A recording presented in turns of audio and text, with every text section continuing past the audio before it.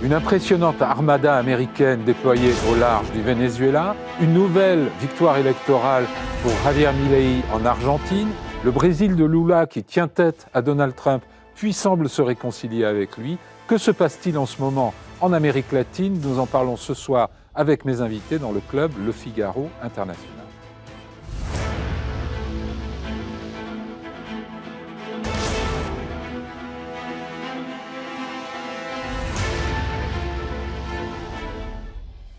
Maricel Rodrigo Blanco, bonsoir. Bonsoir. Vous êtes sociologue, maître de conférences à l'Institut catholique de Paris, chercheuse associée au Centre de recherche et de documentation des Amériques et au Centre d'études sociologiques et politiques Raymond Aron. Vous êtes argentine de nationalité et vous avez grandi en Argentine et vous êtes spécialiste notamment de la sociologie du travail. Jean-Louis Martin, bonsoir. Vous êtes chercheur associé sur l'Amérique latine à l'IFRI, l'Institut français des relations internationales. Vous êtes économiste, spécialiste notamment du monde émergent. Vous avez été consultant auprès de l'Agence française de développement, de la Banque mondiale et de diverses banques internationales. Anne Chevial, bonsoir. Bonsoir. Vous êtes rédactrice en chef de l'économie internationale au Figaro, avec un intérêt particulier pour l'Amérique latine, après avoir été notamment correspondante au Brésil. Alors, regardons ce qui se passe un peu au large du Venezuela, et pas tellement au large d'ailleurs, avec une armada quand même américaine comme on n'en a pas vu depuis des décennies. Je crois qu'on en est à une quinzaine de navires, 10 000 hommes. Le porte-avions arrive. Plus le grand porte-avions, le plus grand porte-avions américain, le USS Gerald Ford. Que fait Trump, selon vous? Il prépare la guerre contre le Venezuela, Maricel Rodrigo Blanco? Rodriguez. Et en fait, alors non, je ne dirais pas qu'il prépare la guerre, mais clairement c'est une offensive qui a été d'ailleurs caractérisée comme une forme d'ingérence dans les affaires qui concernent la maîtrise du narcotrafic, notamment par l'État colombien. Et c'est d'ailleurs je trouve que c'est une situation qui ne s'est peut-être pas produite de cette façon-là aussi brutale, peut-être depuis pas mal de temps. Là, on parle quand même de plusieurs morts, on parle des informations. Oui, il y a une soixantaine de morts, une quinzaine de frappes d'embarcations. Exactement, des embarcations dont on ne sait pas exactement si ces embarcations servent visiblement à un trafic, vers les États-Unis, mais on n'a pas d'informations précises sur qui contient ces embarcations, si les personnes mortes sont vraiment qui sont ces personnes, et puis ce qui alarme une bonne partie des pays latino-américains ou les observateurs en fait latino-américains, c'est la brutalité avec laquelle ces frappes sont commises, et aussi plus largement on s'interroge sur les types de projets finalement, quel est le type des projets qu'il y a derrière ces frappes. Est-ce que c'est la seule manière en fait d'aborder la question du narcotrafic, ou bien il y a d'autres façons avec effectivement la répression, mais d'autres façons qui respectent les droits humains en fait. Jean-Louis Martin, Trump dit la méthode traditionnelle d'arraisonner des bateaux, c'est comme ça que font les gardes-côtes normalement lorsqu'ils veulent intercepter des trafiquants de drogue. Il dit ça marche pas, ça a déjà été essayé depuis 30 ans. Alors là, il tire dans le tas. Lui n'a jamais essayé en tout cas. Oui. Et là, il se retrouve dans une situation qui est totalement contraire au droit. C'est-à-dire, il s'agit d'exécutions extrajudiciaires. Oui, d'ailleurs, l'expression a été utilisée par un sénateur républicain américain, Rand Paul, qui parle d'exécution extrajudiciaire. La limite est franchie, là, clairement. Après, pourquoi il fait? Je ne pense pas, je me trompe peut-être, mais qu'il envisage un débarquement de Marines au Venezuela. Oui. Pourtant, il y a un contingent de Marines qui est prêt à l'action dans la région. Hein. Oui, mais il cherche aussi à avoir un prix Nobel de la paix, ça serait un peu incompatible quand même. Oui.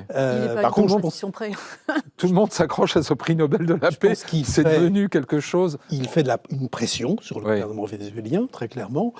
Et puis, je crois qu'il y a aussi un souci de politique intérieure aux États-Unis dans cette action. Il veut montrer qu'il est fort, qu'il n'hésite pas à utiliser des moyens inhabituels pour protéger la population américaine. Bon, Je ne suis pas sûr que ce soit très très efficace sur la consommation de stupéfiants aux États-Unis. En tout cas, c'est vrai qu'on est sur deux arguments, Anne Chevial, qui parlent effectivement à l'électorat de Trump. C'est l'immigration, puisqu'il reproche au Venezuela de déverser ses migrants, mais aussi ses asiles, ses criminels, etc., sur les États-Unis, et la drogue, qui sont deux fléaux. La drogue est un fléau qui touche en particulier des catégories d'électeurs assez trumpistes, et qui eux aussi sont motivés contre l'immigration. Mais il y a aussi une volonté, je pense que clairement, derrière cet argument de trafic de drogue, etc., c'est juste d'affaiblir le régime de Maduro. Ouais. Ce régime. Alors c'est ce que dit Maduro. Il dit non, il n'en a pas après l'immigration et la drogue, il en a après moi, Maduro, et le pétrole. Oui, alors je pense crédible. que c'est clairement, je pense qu'il veut effectivement affaiblir le régime de Maduro. Le pétrole, il y a des intérêts américains avec le pétrole. Il faut savoir que quand même, malgré l'embargo, malgré les sanctions, les États-Unis continuent d'importer du pétrole du Venezuela à travers des licences, notamment à la compagnie pétrolière Chevron. Oui. Donc il y a quand même des intérêts parce que c'est un pétrole il faut voir que le pétrole vénézuélien, c'est un pétrole lourd qui est utilisé dans les raffineries américaines, donc ils en ont besoin, ils continuent d'importer. Alors, donc il y a des intérêts. Trump a aussi utilisé un argument en menaçant les États qui continuent d'importer du pétrole vénézuélien de leur mettre des droits de douane, sous-entendu la Chine et l'Inde. Donc c'est une arme, effectivement, que Trump utilise aussi, moi je pense, je ne suis pas une spécialiste géopolitique, mais pour affaiblir clairement, semble-t-il. Parce que les circuits de la drogue... Est-ce qu'il est avéré qu'il passe par le Venezuela ou qu'il provienne du Venezuela, Jean-Louis Martin? Non, clairement. Il y a le fentanyl, il arrive de Chine, il est fabriqué au Mexique et il passe par la voie terrestre. Et il ne passe pas du tout au Venezuela. Ce qui peut passer par le Venezuela, et c'est le cas, et on a une carte qui montre quand même... C'est de la cocaïne qui peut venir de Colombie, mais ce n'est pas vraiment pour les électeurs trumpistes de base. Et d'ailleurs, Trump s'en prend aussi au président colombien. Oui, tout à fait. Oui, il s'en prend à toute la région. Et en effet, juste pour rebondir sur ce qui vient d'être dit, en effet, si le Venezuela a un lien avec cela, c'est juste un terrain de passage. En tout cas, les spécialistes soulignent cela. Et en aucun cas, même s'il y a, et ça c'est aussi quelque chose qui est avéré, il y a de militaires, en fait, du gouvernement, en tout cas de Maduro, qui sont en lien avec des cartels de la drogue. Et ça, c'est quelque chose. On parle de Tren de Agua. C'est Aragua. Tren de Aragua. De Aragua. Et c'est un gang qui est en cheville plus ou moins avec des milieux maduristes. Mais dans tous les cas, on ne peut pas dire que l'État, soit l'État du Venezuela, soit un État, comme ça a été aussi dit. Mais on peut le dire encore moins de Petro, non? De Gustavo Petro. Pourtant, il l'a dit. Non, en effet. Trump l'a qualifié de narcoterroriste. Il a qualifié de narcoterroriste. Il a qualifié de narcoterroriste toutes les personnes aussi, un peu comme c'est passé au Brésil aussi, les personnes qui habitent dans les favelas. Donc en fait, il y a visiblement une criminalisation de ces personnes-là, enfin des personnes qui peuvent participer au niveau de la logistique au sein des groupes narcos. Et d'un autre côté, il y a des projets peut-être, de mon point de vue, d'une violence assez importante contre ces secteurs-là, je reviens sur ce qui a été dit, en fait, sans respecter les droits humains et sans respecter, dans les cas du Brésil, peut-être qu'on reviendra, sans respecter les droits fédéraux, en fait, la Cour suprême de ces pays. Donc, là, il s'agit effectivement de contrôler un fléau, qui est un fléau qui se répand maintenant en Amérique latine. Il y a, les personnes spécialistes, notamment de la question du narcotrafic en Amérique latine, montrent que ces commandos cherchent des nouvelles voies de sortie de la drogue et d'acheminement de la drogue vers notamment l'Europe, en particulier, parce qu'on n'en parle pas, mais il faut parler des consommateurs aussi, ceux qui achètent ces drogues, et vers les États-Unis. Et donc, ces commandos cherchent de nouveaux ports, de nouvelles sorties, et c'est d'ailleurs la raison pour laquelle, en permanence, et la raison pour laquelle, de plus en plus, par exemple, un pays comme l'Argentine s'est trop exposé aussi à ces routes-là. Mais en aucun cas... le cas de la Colombie, c'est un peu différent de Venezuela, parce que c'est un pays producteur. Producteur de coca. De cocaïne, en tout cas, de coca. Ouais. Mais alors, Trump, justement, en parlant de la Colombie, il a suspendu l'aide américaine à la Colombie, 750 millions de dollars. Une aide qui allait aux paysans pour les encourager à cultiver autre chose que de la coca. Elle allait surtout au gouvernement colombien pour agir contre militairement aussi, faire des fumigations. Bon, le président colombien, Petro, est un personnage lui-même assez particulier. Il a des points communs avec Trump en particulier. Il l'a beaucoup remis à sa place verbalement. C'est un Twitter absolument furieux. Il est allé dans les rues de New York pour expliquer, pour demander aux soldats américains de ne pas obéir aux ordres de leur président. Bon, il a aussi quand même donné quelques occasions de se faire battre. Oui. Après, l'accuser d'être un narcotrafiquant, ça, je pense que ça ne convainc pas grand monde. Mais il lui est hostile, très clairement. Cela dit, il faut quand même aussi remarquer que les États-Unis se sont limités à des sanctions personnelles contre Petro et il n'y a pas de droit de douane. Il n'y a pas eu de sanctions commerciales supplémentaires parce que je pense que quelqu'un a dû expliquer à Trump que ça allait être contre-productif, puisque encourager le pays dans la culture de cocaïne plutôt que de faire du café ou du sucre ou des fleurs. C'est la position de Petro vis-à-vis du Venezuela, puisqu'il est venu aussi en défense du Venezuela. Est-ce que c'est pas aussi ça qui... Il essaie de jouer un peu à médiateur. Il a essayé de faire un peu de médiation sans succès. Du coup, il se retrouve embrigadé. Il ne s'est quand même pas aligné sur le Venezuela complètement, je crois. Mais revenons un instant sur ce déploiement militaire. Faire pression, c'est bien joli, mais c'est totalement disproportionné s'il s'agit simplement de faire pression. Là, il y a tous les ingrédients. Trump a donné son feu vert à la CIA pour mener des opérations clandestines au Venezuela même.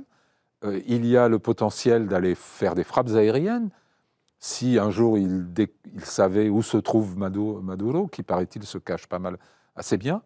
Donc on est quand même à deux doigts de quelque chose de plus grave qu'une simple pression politique, non ? Qui d'entre vous, Jean-Louis Martin ? Oui, c'est vrai que, par exemple... ça ne serait pas la première fois qu'on verrait les États-Unis intervenir dans leur arrière-cour latino-américaine. Oui, mais encore une fois, les choses changent. Alors peut-être qu'on est dans une phase où on revient au passé. La dernière intervention lourde des États-Unis en Amérique latine, ça a été à Panama, sur 89. Une affaire de drogue, puisque Noriega a été accusé, lui aussi, de tremper dans le trafic de drogue.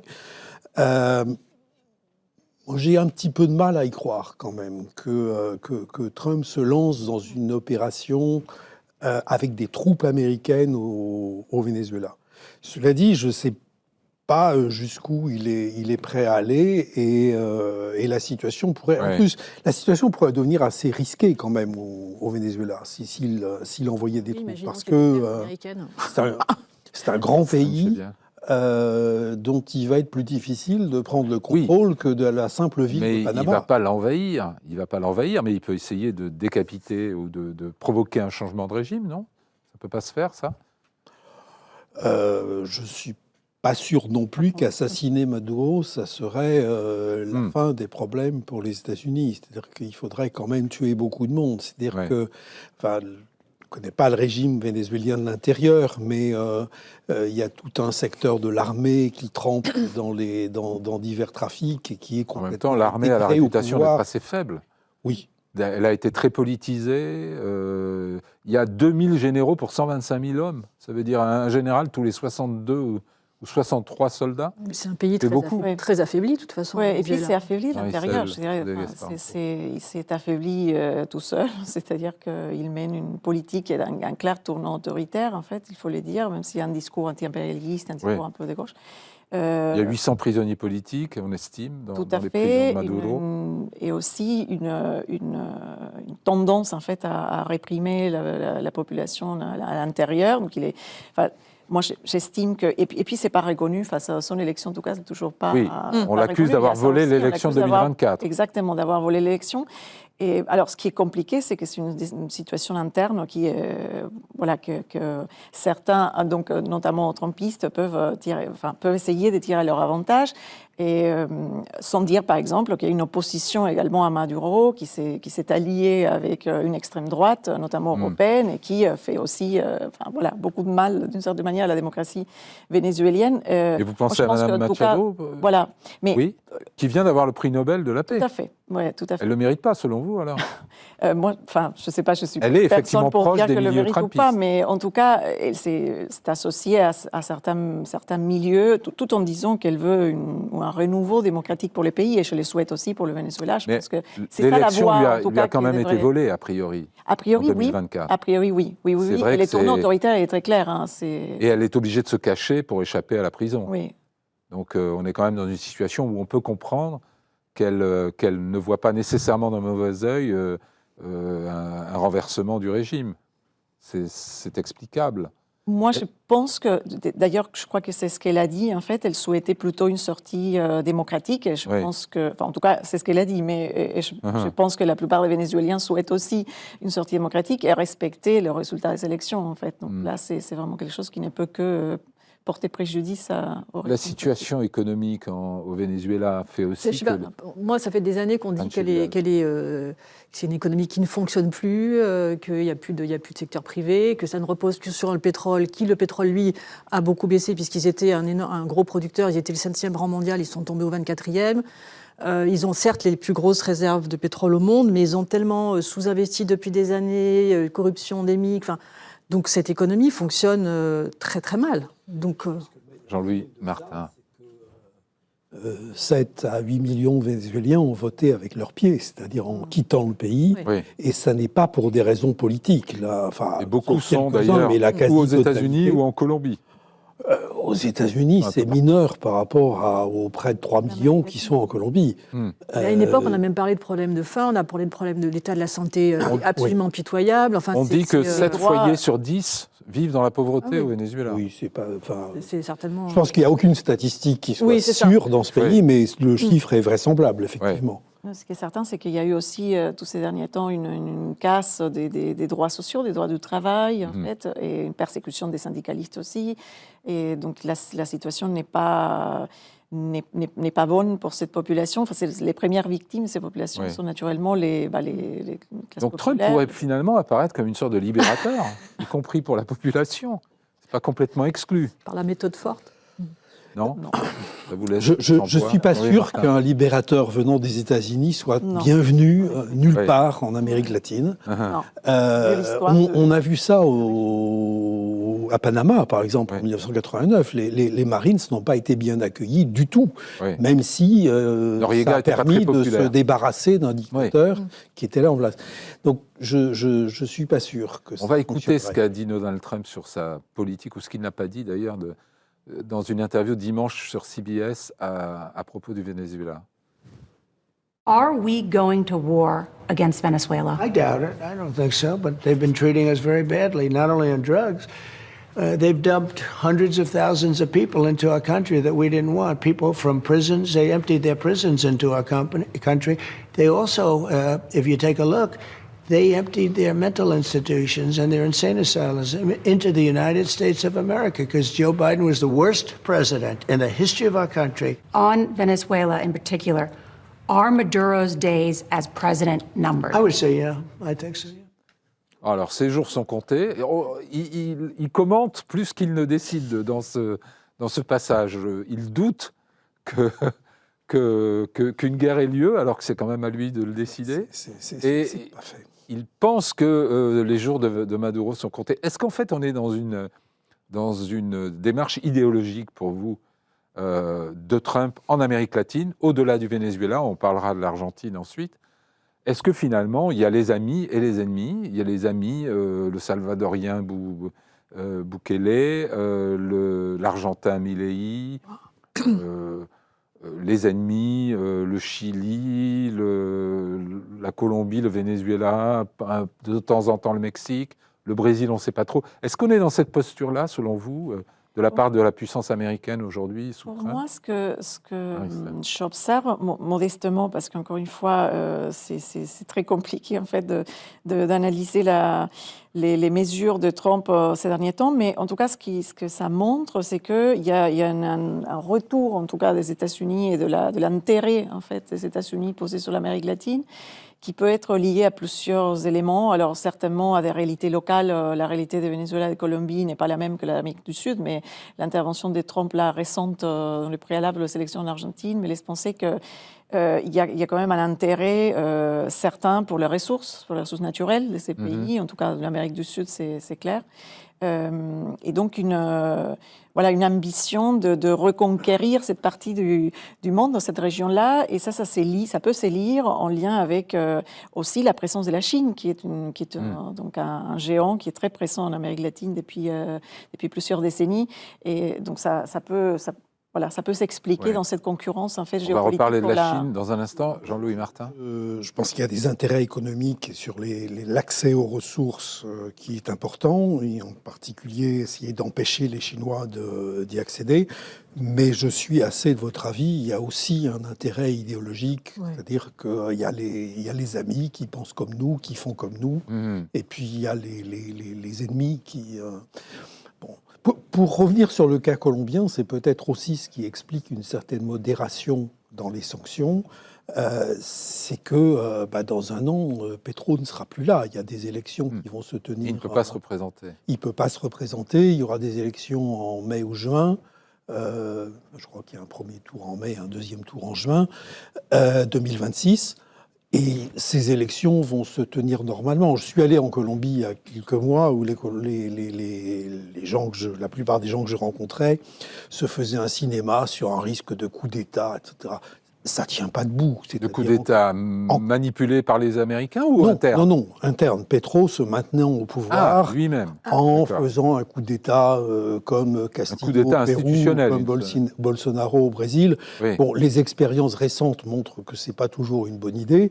Et puis en plus, il y a des contre-pouvoirs, il y a des institutions qui sont quand même solides. Donc des élections vont se tenir. L'issue est assez incertaine, même s'il est relativement probable que ce soit un candidat de droite qui gagne parce que par rejet de Petro en particulier dans la population. Mais il n'y a pas d'urgence à faire des choses brutales en Colombie. Est-ce qu'on est finalement dans un retour, une réactivation de la doctrine Monroe 1823, voire Theodore Roosevelt 1904? C'est chez nous, c'est notre sphère d'influence. Je trouve que ça va au-delà, parce que non seulement c'est sa zone d'influence, mais en plus il faut penser comme lui et faire comme lui. Donc ça va au-delà. Moi j'ai été frappé en l'entendant tout à l'heure, comme par exemple sur le déversement des prisons, des asiles d'aliénés. C'est exactement le discours qui était tenu il y a 20 ans sur Cuba. Exactement le même. Et Cuba est clairement dans l'ombre pour l'instant du Venezuela, mais les liens entre le Venezuela et Cuba restent très forts. Et on sait la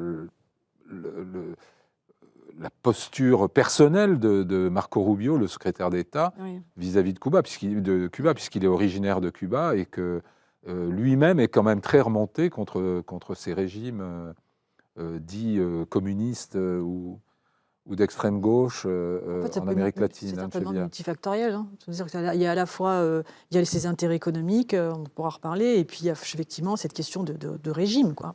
Je pense que pour Trump, c'est... Et aussi ce sujet de la drogue. Je pense que ça reste aussi reste un point important pour Trump. Alors, cette classification idéologique est quand même très brutale, puisque même quelqu'un comme Boric, dont on peut penser... c'est quand même un régime tout à fait modéré, élu démocratiquement. Il est classé du mauvais côté. Qui, pardon ? Le Chilien. Le Chilien, oui. Alors, je n'avais pas noté ça, moi. Si on est dans cette posture idéologique, ça nous amène naturellement à parler de l'Argentine, où là, il y a un grand ami de Donald Trump, Javier Milei, qui est juste à la mi-chemin de son mandat et qui vient de remporter une élection importante, législative. Alors, il n'a pas la majorité absolue, mais quand même, il augmente beaucoup son assise au Parlement. Ça vous a surpris, Maricel Rodriguez-Blanco? Non, d'un certain point de vue, non, c'est pas surprenant puisque... On disait beaucoup que la population souffrait, en avait assez des mesures très dures qu'il a prises. Tout à fait. Il y a des raisons, il y a des raisons qui peuvent permettre en effet d'être surpris puisque au vu du dégât en fait au niveau social qu'a produit son gouvernement, en effet, on espérait que il aurait, il aurait un revers électoral un petit peu de la même façon que celui qu'il a eu lors des élections provinciales un mois et demi auparavant. En revanche, il a gagné effectivement dans tout le pays et ça grâce en partie à une stratégie politique électorale nationale, c'est-à-dire qu'il a armé en fait sa stratégie d'offre électorale dans chaque province du pays avec des candidats locaux, pour une partie des candidats venant de la droite, des candidats venant des élites locales, pour une autre partie des candidats nouveaux en fait qui se sont présentés avec lui, avec son étiquette politique. Donc ces stratégies s'est avérée gagnante malgré le fait qu'il avait perdu largement les élections en province de Buenos Aires, à tel point qu'il a gagné les élections dans une province qu'on dit, une province reconnue en tout cas politiquement, historiquement comme étant péroniste. Et là, il a gagné au candidat péroniste local. Et donc le résultat des courses, c'est qu'effectivement, il n'obtient pas une majorité en fait simple au Parlement ni au Sénat non plus. Et en fait, c'est-à-dire qu'elle lui permet pas directement de faire passer ses réformes, notamment les réformes du travail et des retraites. Mais il a une minorité de blocage. Il a une minorité qui est plus importante, qui se voit largement renforcée, là, avec une légitimité supplémentaire, mais il doit quand même, et il le sait, parce qu'il a déjà commencé à négocier avec les gouverneurs des différentes provinces, il va devoir négocier avec ses gouverneurs pour obtenir cette majorité simple nécessaire à faire approuver ces réformes. Alors, quand je disais que je n'étais pas surprise, les sondages donnaient, mais bon, les sondages parfois se trompent, ils donnaient, souvent se trompent même, le cas de l'Argentine, il donnait perdant ou il y avait quand même des scénarios, certains analystes locaux qui parlaient d'un scénario équilibré entre les deux candidats, entre les deux groupes, les deux agrupations, les deux alliances. D'un côté, la péroniste kirchneriste, d'un autre côté, l'alliance La Liberté Avance. C'est quand même un revers pour les kirchneristes. Oui, sans doute, oui. Il y a un rejet d'une certaine manière. Une bonne partie des gens ont voté contre eux, encore une fois, plutôt que pour Milei. Parce qu'il y avait une peur d'un retour des kirchneristes au pouvoir. Auxquels on reprochait une gestion... Après, il y a aussi le désordre et la mauvaise gestion. Un taux d'abstention assez important, qui montrerait d'ailleurs, qui attesterait ce qui a... Oui, dans un pays où le vote est obligatoire, c'est intéressant. Il n'y a que 68% de participation. Et qui montre en fait qu'il y a d'autant plus ce rejet de l'opposition péroniste, et que les gens n'ont même pas été votés. Et donc, ce taux d'abstention, quand même, il est à souligner, je pense. Il était très élevé. En fait, on a eu les taux de participation les plus bas depuis le retour de la démocratie en 1983. Et ce qui explique en partie cette abstention, c'est en effet un début de désaffection citoyenne qu'on commence à avoir, notamment chez les classes populaires, qui ne se sont pas mobilisées cette fois-ci, alors qu'ils avaient voté massivement, ou pour une large partie, pour Milei en décembre 2023. Donc il y a un vote là qui est composite, qui ne s'explique pas pour une seule raison, il n'est pas univoque, mais avec il a un énorme appui, il continue à avoir un énorme appui des secteurs aisés, des classes, des classes moyennes aussi, des plus en plus, et puis les classes populaires qui sont celles qui ne votaient pas parce qu'ils étaient d'accord avec son projet, ni étaient d'accord avec son programme entièrement, mais surtout par je ne sais pas si par crainte, peut-être par crainte, là maintenant ça a été un peu agité, cette panique morale de la part des Trump en disant, c'est-à-dire en disant que si l'Argentine ne votait pas pour Milei, si Milei ne gagnait pas les élections, les trésors américains n'allaient pas verser l'aide que Trump avait promis. L'intervention de Trump dans la campagne, tout à fait. Là, qui donne 20 milliards, qui prête, qui accorde un prêt de 20 milliards de dollars à l'Argentine, à condition que Milei gagne les élections. Et puis 40 milliards supplémentaires à plus condition 20 milliards de fonds privés. Voilà, que les réformes... ça a pesé, ça, pour vous, Jean-Louis Martin? Sûrement. Ça a eu un rôle. Oui. Sûrement, parce que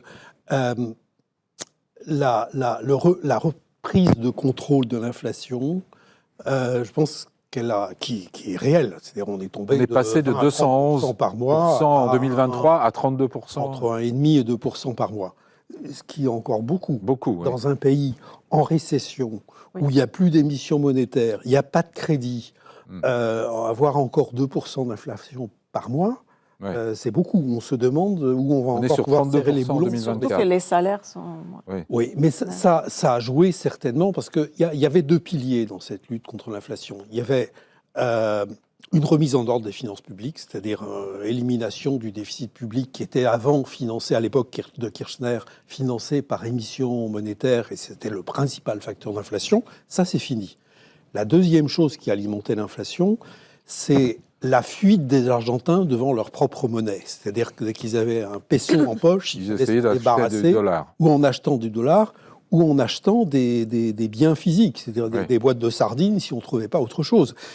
Et ça, c'est un facteur d'inflation absolument massif et qui est encore là parce que pour défendre le peso, la Banque centrale n'a plus d'argent. Et c'est là que les 20 ou 40 milliards de dollars de Trump sont utiles parce que ça redonne un bol d'air à la Banque centrale pour défendre le taux de change.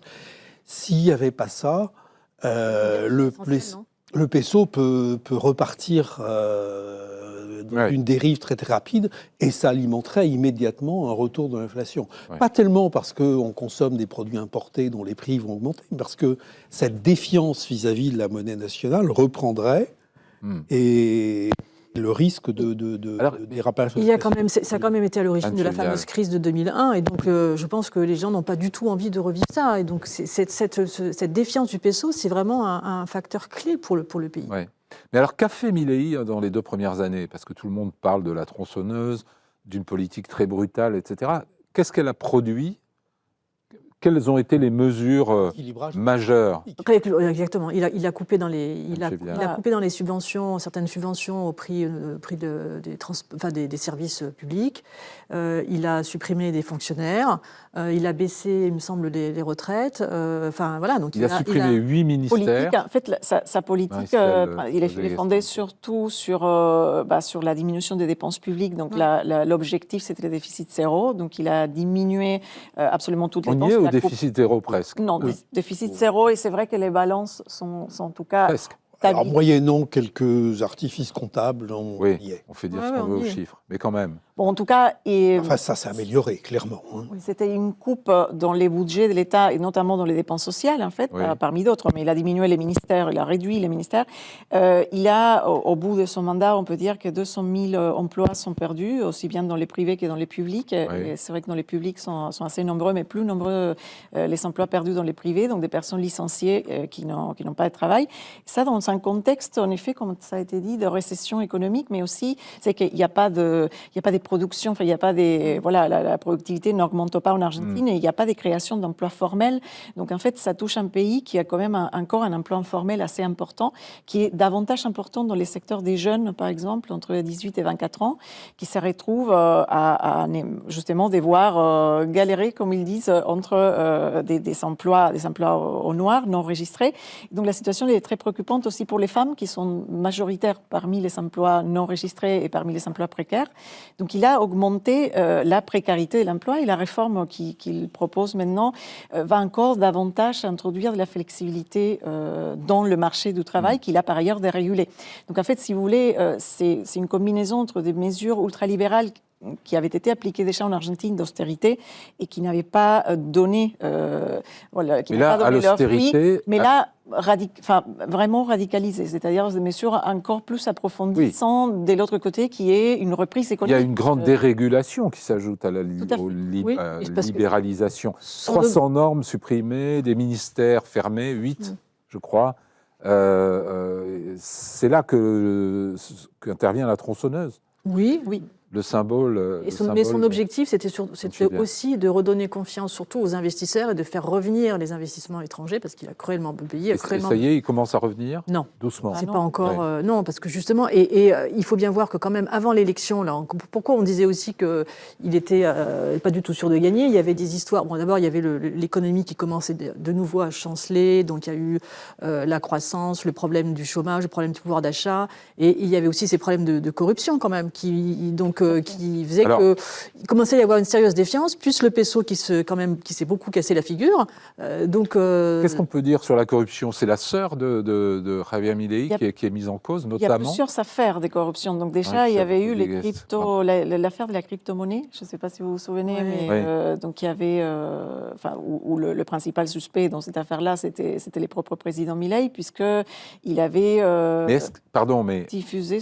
Il n'a pas l'image d'un corrompu aux yeux des Argentins à ce stade. Son soutien à cette crypto-monnaie, c'était beaucoup plus idéologique qu'autre chose. Franchement, je ne suis pas sûr. Peut-être que sa sœur s'est fait quelques menus monnaies en accordant des privilèges d'entrée à la Casa Rosada, mais je ne pense pas que Milei ait fait ça pour gagner de l'argent. Lui, je pense que c'était idéologique. En revanche, la deuxième affaire... Oui, c'est les contrats de santé, c'est ça, non? Oui, la deuxième affaire sur les contrats de santé, là, c'est pas lui non plus, c'est sa sœur. Et c'est de la bonne vieille corruption à l'ancienne où on détourne des fonds sociaux. C'est quoi l'affaire des contrats de santé?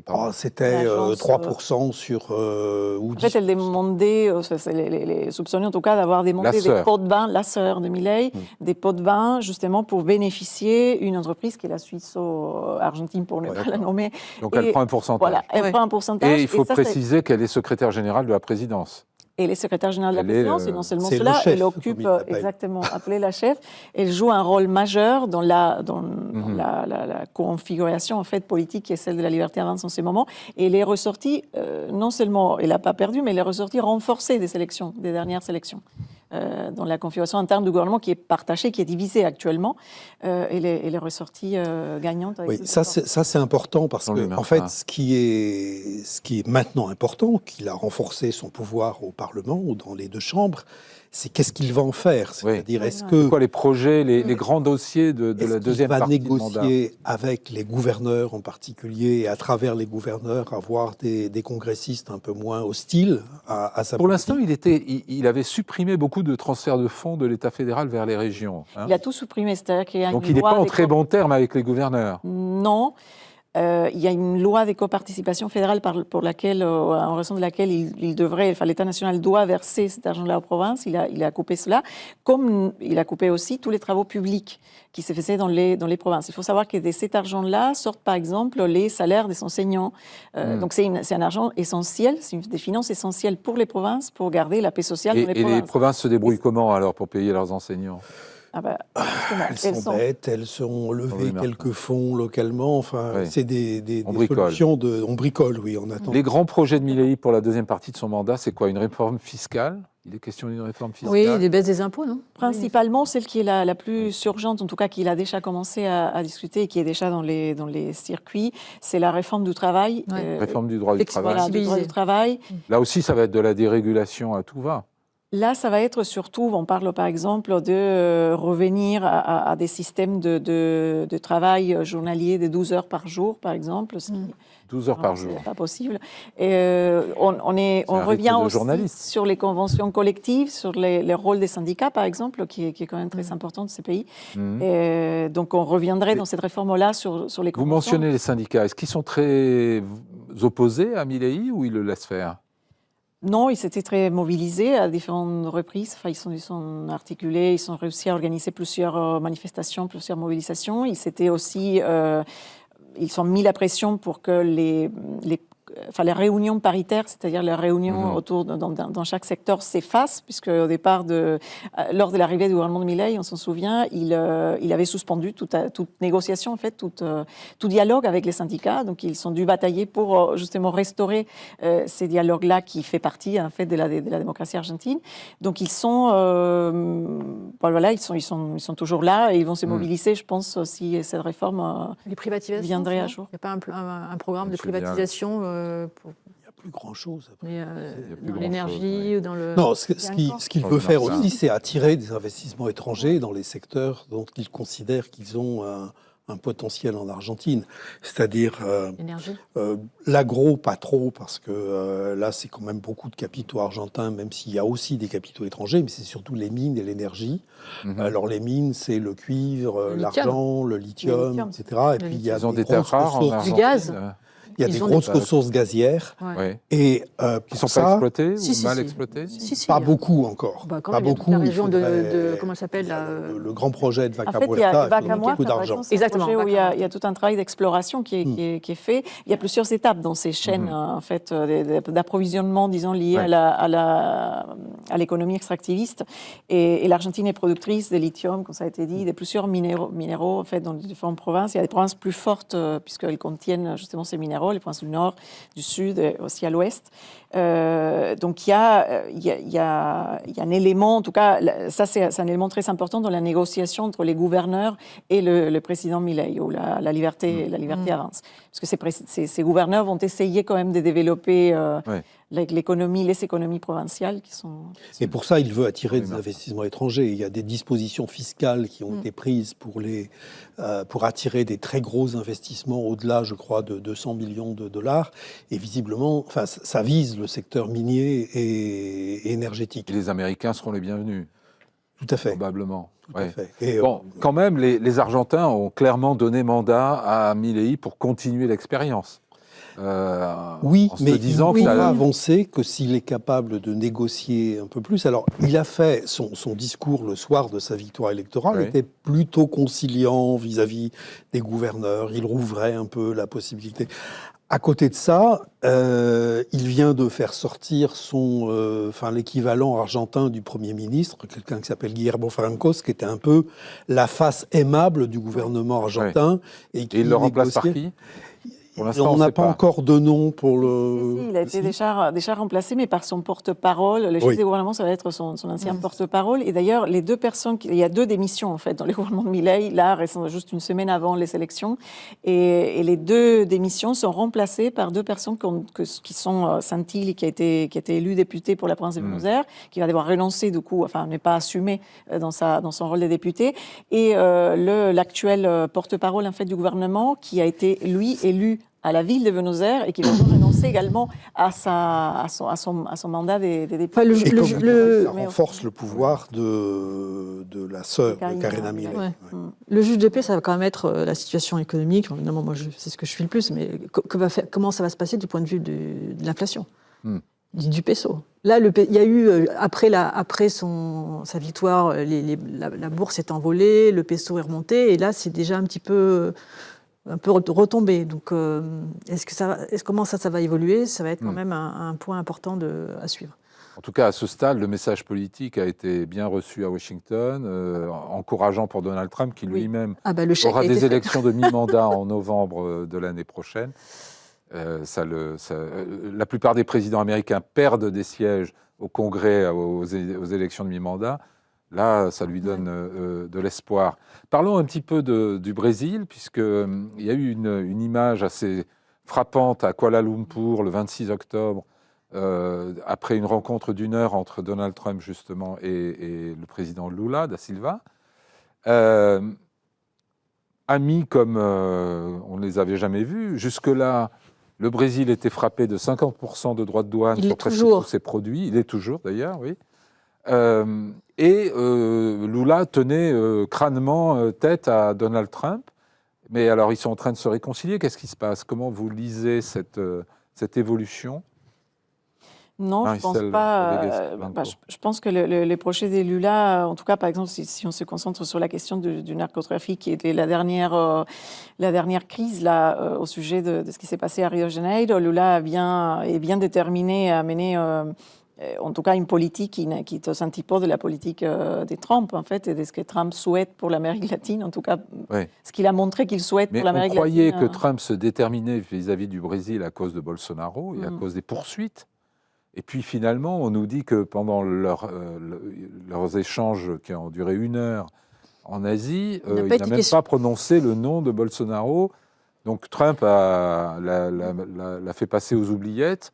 Et il dit qu'il a une très bonne alchimie avec Lula. Alors, je pense que Lula est un négociateur très habile et il a su trouver comment aborder Trump.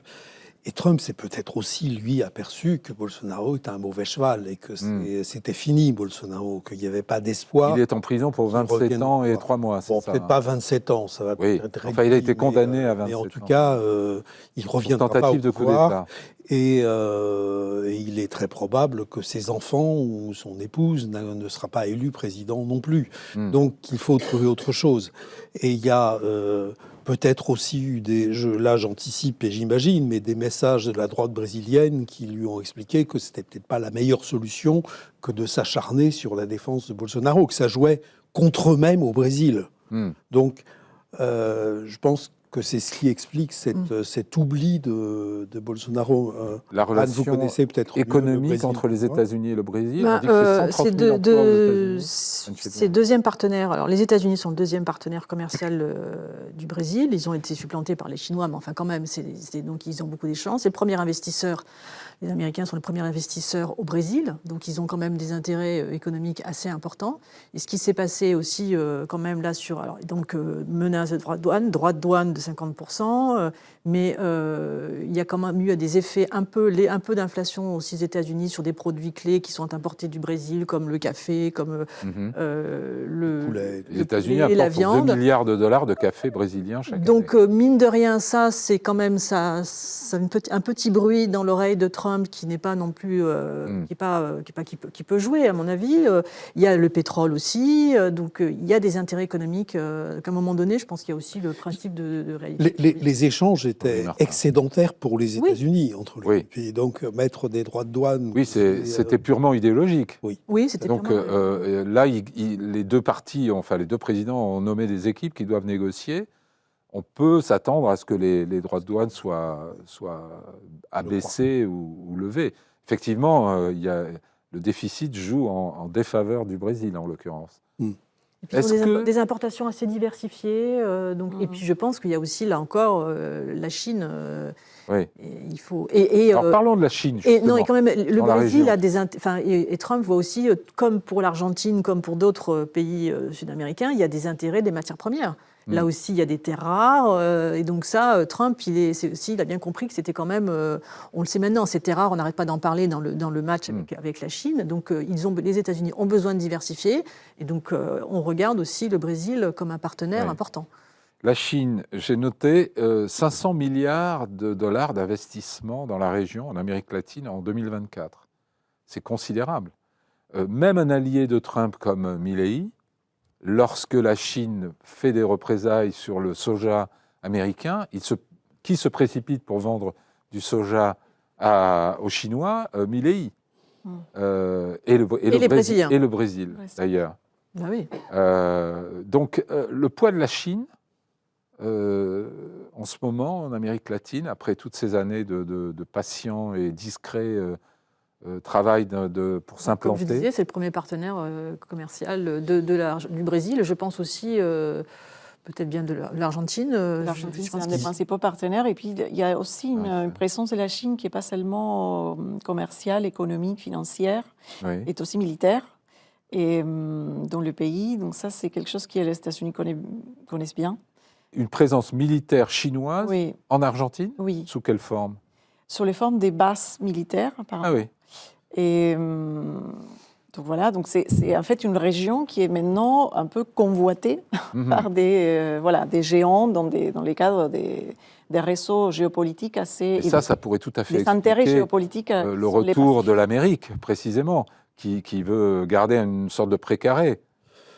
Jean-Louis Martin, on est dans les jeux de zone d'influence. Si l'affaire n'est pas désespérée, parce que chaque fois que je vais en Amérique latine, je suis frappé de l'augmentation de la présence chinoise. Et vous le voyez à tous les niveaux, pas simplement sur des grands projets miniers ou énergétiques, ou d'infrastructures aussi. Par exemple, il y a eu ce grand port au Pérou qui a été construit par les Chinois. Mais vous voyez de plus en plus de voitures chinoises dans les rues, dans tous les pays de la région. Buenos Aires, quelque chose qui m'a frappé aussi, c'est que maintenant, à peu près tous les supermarchés sont tenus par des Chinois. C'est-à-dire que vous en voyez partout dans la société. Je pense que le retour de l'Amérique, c'est un peu rêvé. Non, on peut ralentir. Le gringo garde une mauvaise image, mais le chinois, lui, est accepté sans problème. Sans problème, c'est plus compliqué que ça, parce qu'il peut y avoir des frictions, par exemple, sur les chantiers d'infrastructure avec le personnel local. J'en ai entendu parler, par exemple, à Bogota, où les Chinois sont en train de construire le métro. Je sais qu'au Pérou, il y a eu aussi quelques frictions à certains endroits, sur des projets miniers, par exemple. Donc, c'est pas rose non plus, hein, mais je ne crois pas au retour du gringo, quelle que soit la volonté de Trump, comme il était présent dans le passé. Ça, c'est fini. C'est fini. Puis les Chinois, ils arrivent toujours avec leur financement, hein, c'est toujours pareil. Ils arrivent un peu avec le projet clé en main, hein, donc c'est pas facile de rivaliser, comme ils ont fait en Afrique, et pareil en Amérique latine. Oui, mais beaucoup de pays qui se sont mis sous dépendance économique chinoise importante ont essayé de la réduire dans les années qui ont suivi. On l'a vu en Europe. Il y avait toute une période où des pays comme la Grèce ont vendu leurs ports, leurs aéroports, etc. Et finalement, à un certain niveau, on commence à appuyer sur le frein. Il n'y a pas ce sentiment-là pour l'instant, par exemple en Argentine. Je voulais rebondir sur quelque chose qui a été dit. Je pense qu'on parle de choses différentes. D'une part, la présence de la Chine, en tout cas des intérêts économiques, stratégiques, etc., c'est une chose. Une autre chose, c'est la présence des personnes issues de l'immigration chinoise en Argentine, comme d'autres communautés d'ailleurs. Il y a une communauté coréenne qui ne sont pas forcément porteurs de capitaux d'investissement considérables. Non, c'est des personnes qui sont intégrées en fait dans la vie économique et dans la vie sociale en Argentine, dans la vie politique d'ailleurs. Et c'est quand même nouveau. Non, c'est pas nouveau. Non, cette immigration, c'est pas nouveau. Elle est très ancienne même. D'accord. Non, elle n'est pas du tout nouvelle. Vous avez des Chinatown dans les villes d'Argentine. Tout à fait. Et non, c'est une population qui cohabite parfaitement avec le reste de la population. L'Argentine est un pays d'immigration, donc c'est pas la seule population d'origine migratoire qui vit dans les sols argentins. Je ne sais pas si en Brésil, on en voit tant que ça. Je pense que ce n'est pas tout à fait pas aussi répandu. Pour revenir un instant sur Lula, est-ce que finalement, dans sa posture d'avoir tenu tête à Trump, aujourd'hui d'apaiser, de calmer le jeu, est-ce que ça fait de lui vraiment la puissance régionale, celui qui peut par exemple être médiateur dans tous ces conflits qu'on a évoqués? Est-ce que vous voyez Lula pouvoir être un médiateur régional Il a une stature quand même, en tout cas. De par son ancienneté, il a déjà joué ce rôle, il a été un peu les porte-étendards de ce Sud. Donc je pense qu'il il peut avoir ce rôle-là. Après, il n'y a quand même pas... et puis le Brésil, c'est quand même la puissance, économique de ce continent quand même. C'est le plus grand pays. Il y a le Mercosur qui est quand même maintenant une zone commerciale importante. Et là encore, c'est le premier pays. Donc je pense qu'il a des atouts dans sa manche, oui. Oui. Jean-Louis Martin. Jean-Louis a l'air plus sceptique. Oui, parce que l'endroit où il pourrait avoir un rôle de médiateur, c'est au Venezuela aujourd'hui, et il a essayé dans le passé, sans être vraiment écouté par les Vénézuéliens. Il n'a pas non plus reconnu l'élection de Maduro. Cette intervention militaire qui n'a pas encore eu lieu, mais qui a lieu d'une certaine manière des États-Unis contre le Venezuela, est-ce que dans la région, personne ne soutient ça? Si. Il y a un peu partout des extrêmes droites qui soutiennent ce type d'intervention. C'est le cas de Maria Corina Machado, c'est le cas de l'extrême droite colombienne. Je pense qu'en Argentine, on ne doit pas avoir trop de mal. Au Brésil aussi, je sais plus si il y a Bolsonaro là. Ça. Ouais. Mais parmi les pouvoirs en place, non. Parmi les pouvoirs en place, non. Est-ce que Milei a dit quelque chose? Même Milei, je crois pas. Non. Il n'aime pas trop. Parce qu'on sait où ça commence, on ne sait pas où ça finit. Et puis c'est impopulaire auprès de la population partout. Ouais. Même en Argentine, je crois. Je ne sais pas ce que vous en pensez, mais... Bon, il nous reste 40 secondes. On va juste faire un petit quiz.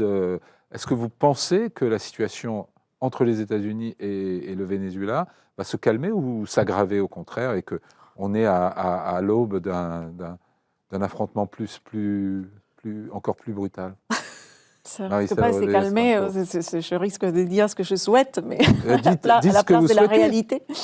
Non, ce que je souhaiterais, en effet, c'est que ça se calme. Oui, en effet, que le pays trouve la voie démocratique calmement. Oui, tout en pouvant souhaiter un changement de régime à Caracas, mais pas de cette manière-là, c'est ça? Ah non, certainement pas de cette manière, Ouais. non, non. Jean-Louis Martin, là-dessus?